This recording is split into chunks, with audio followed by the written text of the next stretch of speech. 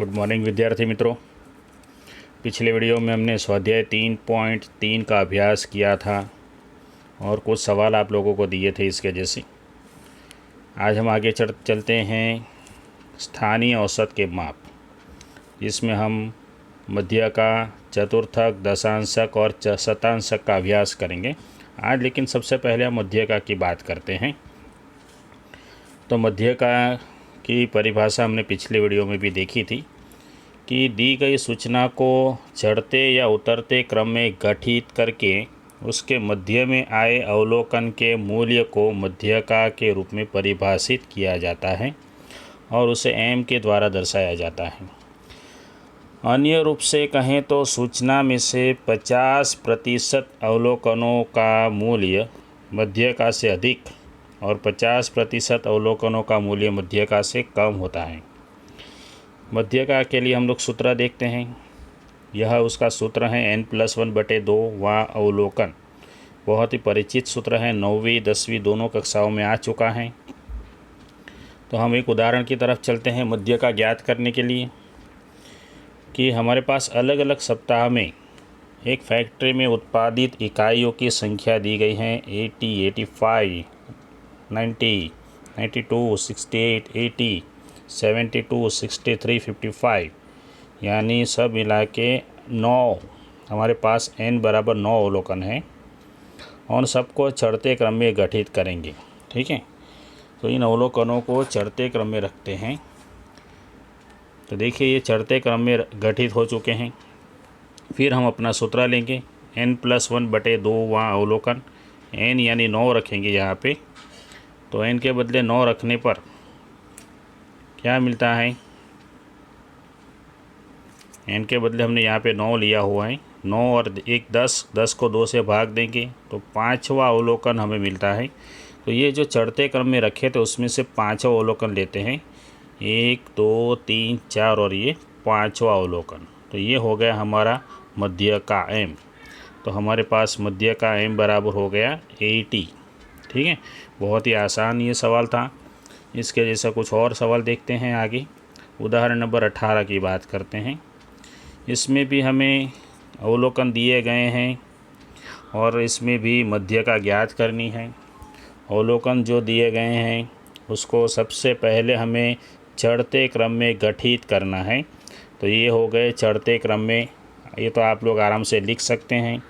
इसके बाद हम लोग सूत्र लिखते हैं n+1/2 वा अवलोकन। n यानी हमारे पास है 10, 1 2 3 4 5 6 7 8 9 और ये 10। n बराबर 10 लेंगे, 10 में प्लस करेंगे तो 11 को 2 से भाग देंगे तो 5.5। अब यहाँ पर हमारे पास पॉइंट में आ रहा है, तो जब ये 5.5 आता है तो हमें आगे का ये जो 5 दिख रहा है उसे लिखना होगा 5वां अवलोकन और पीछे लिखना पड़ेगा 5 के बाद 6ठा अवलोकन। तो 5वां अवलोकन प्लस 6ठा अवलोकन बटे 2 करना है। ठीक है, यहाँ पे ये थोड़ा सा परिवर्तन होगा। तो 5वां अवलोकन देखते हैं, ये 1 2 3 4 और ये 5वां अवलोकन ले लिया 260। 6ठा अवलोकन है उसे भी ले लिया, दोनों को प्लस करेंगे और 2 से भाग देंगे तो हमें मिलेगा 260.75। ये हो गया मध्य का। तो दोस्तों ये दो सवाल जो थे इसमें n का मूल्य जो था वह युग्म था। युग्म यानी 2 4 6 8 10 ऐसे। और इसमें जो n का मूल्य था वह अयुग्म था। अयुग्म, तो युग्म के लिए और अयुग्म के लिए हमारे पास अलग अलग सूत्र हैं। आगे चलते हैं सवाल नंबर 19 में। उदाहरण नंबर 19, तो इसमें भी मध्यका ज्ञात करनी है। अवलोकन दिए गए हैं 1 2 3 4 5 6 और 7। तो सबसे पहला काम करना है चढ़ते क्रम में गठित करना। तो ये 7 अवलोकन चढ़ते क्रम में रख दिए हैं और भी बताए हैं, कुल 11 बताए गए। उन लोगों ने बताया कुल 11 हैं। तो बाकी के जो 4 हैं उसको नाम दे देना है ABCD। ठीक है, और सबसे कम वेतन पाने वाले 7 कर्मचारियों का वेतन दिया गया, सबसे कम। तो सबसे कम वेतन पाने वाले कर्मचारी दिए गए हैं, ये 7 के 7 सबसे कम वेतन वाले हैं, यानी ये जो 4 बचे हैं वो पीछे रखेंगे क्योंकि ये अधिक वेतन पाने वाले कर्मचारी हैं, इसको आगे रखेंगे। उसके बाद हमारे पास कुल मिला के 11 अवलोकन हो गए। सूत्र में 11 रखते हैं, 11 और एक 12 को 2 से भाग देंगे तो छठा अवलोकन देखते हैं इसमें कौन सा है चढ़ते क्रम में। 1 2 3 4 5 और ये आंसर हो गया छठा अवलोकन मध्य का।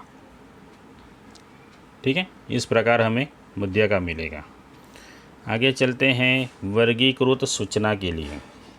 इसके लिए भी देखा जाए तो सूत्र वही है, लेकिन थोड़ा सा परिवर्तन आएगा, बॉक्स वाले सवाल आएंगे। ठीक है, बॉक्स वाले सवाल में हमें ये संचय आवृत्ति का बॉक्स नया बनाना है। इसमें ये 8 जो है वहीं के वहीं रहेंगे, फिर 12 और 8 उसको प्लस कर देंगे तो 20, फिर उसके बाद या तो इस प्रकार 12 और 8 को प्लस करेंगे तो 20, फिर 20 और 18 को प्लस करेंगे तो 38, फिर 18 और 9 को प्लस करेंगे तो 47, फिर 47 और 5 को प्लस करेंगे तो 52, फिर 52 और 1 को प्लस करेंगे तो 53। इस प्रकार आप लोग प्लस कर सकते हैं संचय आवृत्ति। दूसरा कि हमारे पास n बराबर, f की लाइन में देखिए n बराबर हमारे पास है 53। सूत्र में चलते हैं, सूत्र में हमारे पास सूत्र तो वही है n+1/2 अवलोकन, n यानी 53 रखेंगे, 53 में 1 प्लस करेंगे तो 54 बचेगा, उसे 2 से भाग देंगे तो 27 मिलेगा, 27वां अवलोकन।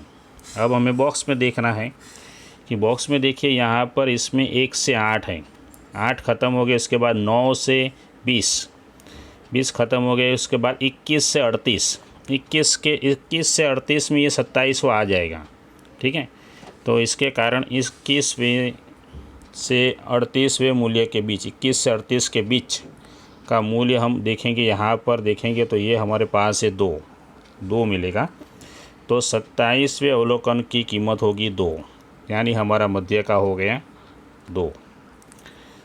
उसी प्रकार दूसरा एक और देखते हैं, इसमें भी संचय आवृत्ति ज्ञात कर लेते हैं। पहले 5 यहाँ पर, फिर 5 और 7 12, फिर ये 12 और 8, इन तीनों को प्लस करेंगे, 12 और 8 20, फिर ये 20 और 15 35, और 35 में लास्ट में 5 प्लस कर देंगे तो ये 40। कुल अवलोकन कितने हमारे पास, तो इन सबको प्लस करते हैं, 40 अवलोकन है। n बराबर कितना है हमारे पास 40, तो 40 का मूल्य सूत्र में रखते हैं। 40 + 1 करेंगे बटे 2 करेंगे, 40 + 1 यानी 41 बटे 2 करेंगे तो मिलेगा हमें 20.5। 20.5 आ गया, पॉइंट आ गया, मतलब 20वां अवलोकन और उसके बाद वाला 21वां अवलोकन। तो हमारे पास जो अवलोकन थे उसमें से 20वां अवलोकन और 21वां अवलोकन कौन सा है, तो उसके लिए यहाँ पर समझाया गया है। उसके लिए सवाल को फिर से समझते हैं कि हमारे पास 10 जो है वो 5 बार है। ठीक है, इसलिए यहाँ पे 10 को 5 बार लिखा हुआ है। फिर 11 को 7 बार लिखना है। यहाँ पर देखिए 11 को यहाँ पे 3 बार और यहाँ पे 4 बार लिखा हुआ है। फिर 12 जो है उसे 8 बार लिखेंगे। इस प्रकार 12 को 8 बार लिखा गया है यहाँ तक। तो ऐसे हमें आंकड़ों को लिखने के बाद देखना है कि 20वां मूल्य 12 और 21वां मूल्य मिलेगा 13। तो 12 और 13 को प्लस कर देंगे तो यहाँ पर 20वां अवलोकन लिखेंगे 12 और 21वां अवलोकन लिखेंगे 13। दोनों को प्लस करेंगे तो 25 और 25 को 2 से भाग देंगे तो मिलेगा 12.5। तो इस प्रकार हमारे पास मध्य का मिलता है 12.5। आगे चलते हैं सतत आवृत्ति वितरण के लिए। इसमें हमारे पास ये सूत्र थोड़ा सा बड़ा हो जाएगा। ये सूत्र भी हमने पिछले वर्ष 10वीं कक्षा में सीखा हुआ था। एल को क्या कहते हैं, तो अधः सीमा बिंदु, CF यानी मध्यका के वर्ग के पहले के वर्ग की संचय आवृत्ति, f यानी मध्यका के वर्ग की वर्ग लंबाई, और c जो है f जो है वर्ग लंबाई नहीं है, f जो है मध्यका के वर्ग की आवृत्ति है, ठीक है, और c जो है वर्ग लंबाई है।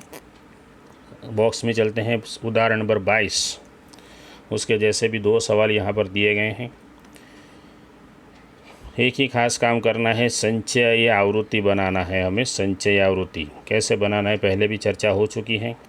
ये 2 बिल्कुल यहाँ पे लिखिए, फिर इन दोनों को प्लस करके यहाँ पे लिखिए, फिर इन दोनों को प्लस करके यहाँ पे लिखिए, फिर इन दोनों को प्लस करके यहाँ पे लिखेंगे, और इन दोनों को प्लस करके यहाँ पे। हमारे पास n मिल गया 50, n मिल गया 50। उसके बाद हम ये थोड़ा छोटा वाला सूत्र लेंगे, n/2 यानी 50/2 यानी 25वां अवलोकन। अब हमें बॉक्स में जाना पड़ेगा, 25वां अवलोकन। तो ध्यान से देखिए, यहाँ पर 16 अवलोकन ख़त्म हो गए, तो यहाँ पर आएंगे 17 से 19 के बीच में हमारा 25 आ जाएगा, ठीक है। तो हमें इस लाइन में आगे जाके किसको लेना है, 19 जो है हमारा 25वां अवलोकन इसी वर्ग के अंदर आने वाला है। तो यहाँ से हमें ये ले लेना है, इसे L कहेंगे, इसे ले लेना है, उसे F कहेंगे, और आगे वाला ये लेंगे, उसे CF कहेंगे। ऐसे हम लोग 10वीं कक्षा में भी लेते थे। तो ये हमारा हो गया।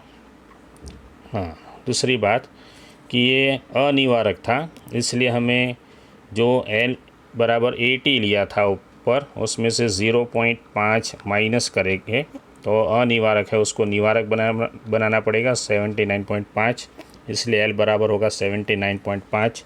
CF जो है 16, F 23 और C वर्ग लंबाई 40 लेंगे। तो इस सूत्र में सभी का मूल्य रखते हैं। L 79.5, n/2 यानी 50/2 सीधा 25 लिखेंगे, CF 16/F 23 और गुणा 40। इसका हल निकालते हैं। इसके बाद तो कैलसी से आप लोग आराम से कर सकते हैं। हल मिलेगा हमें 95.15, ठीक है। 10वीं कक्षा में आ चुका है, नया कुछ नहीं है। एक और सवाल इसी की जैसा है, इसमें भी हमें संचय आवृत्ति ज्ञात करनी है। यहाँ पे दिखाया गया है संचय आवृत्ति, और हमारे पास n बराबर है 75।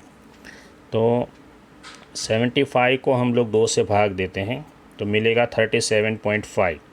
तो यहाँ पर 32 पर ख़त्म हो गए, तो इसमें आएगा 33 से शुरू करके 57 तक के अवलोकन इसमें आएंगे। तो ये जो है इन दोनों के बीच में आएगा, ठीक है। तो हमें इस लाइन में से ले लेना है ये, फिर ये लेना है और ये लेना है। अब ये निवारक हैं, 0.5 काटेंगे 800 में से, तो नहीं काटा गया है, तो L बराबर हम लोग 800 लेंगे। ऊपर के सवाल में थोड़ा देख लेते हैं क्या गड़बड़ थी। हाँ, इसमें अनिवारक था इसलिए काटा गया था, निवारक बनाना पड़ता है। इसमें निवारक तैयार है हमारे पास, अनिवारक नहीं है, निवारक हैं। चलो, तो निवारक हैं, निवारक हैं। और दूसरा हमें खर्च के लिए वर्ग बनाना था। यहाँ पे 200 तक लिखा है, यानी 200 से 400, फिर 400 से 800, 600, 600 से 800, 800 से 1000, 1000 से 1200, ऐसे वर्ग बनाने हैं। ये हम लोग भूल चुके थे। उसके बाद हम लोग सूत्र में चलते हैं। L बराबर 800 लिया, 0.5 नहीं काटना है। CF, F और C भी तैयार हैं, सूत्र के अंदर सभी के मूल्य रखेंगे। तो ये सब आसान है हल करना। 844 मिलेगा मध्य का। आगे चलते हैं, उदाहरण नंबर 24 में हमें से अधिक दिया गया है, तो 250 से 270 ऐसे बनाएंगे, 270 से 290 ये वर्ग बनाएंगे, 290 से 310, 310 से 200, 320, 320 से 330, 330 से 340 और लास्ट में 340 से अधिक।